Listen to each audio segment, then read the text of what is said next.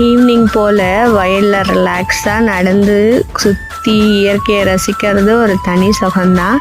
Hi, this is Priya from Priya set. நீங்களும் என்ன மாதிரி சொந்த ஊரை பிரிஞ்சிருக்கீங்க அப்படின்னா கண்டிப்பாக வெக்கேஷன் வரும்போது அதை யூஸ் பண்ணிக்கோங்க.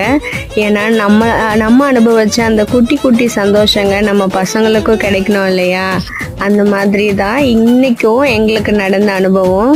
எனக்கு நல்லா ஞாபகம் இருக்குது, சின்ன வயசில் நானும் இந்த மாதிரி கிளியெல்லாம் வளர்த்துருக்கேன்.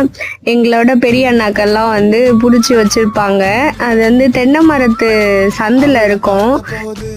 தென்னை மரம், பனை மரம், அது பொந்துக்குள்ளெல்லாம் இருக்கும். அவங்க போய் பிடிச்சிட்டு வருவாங்க.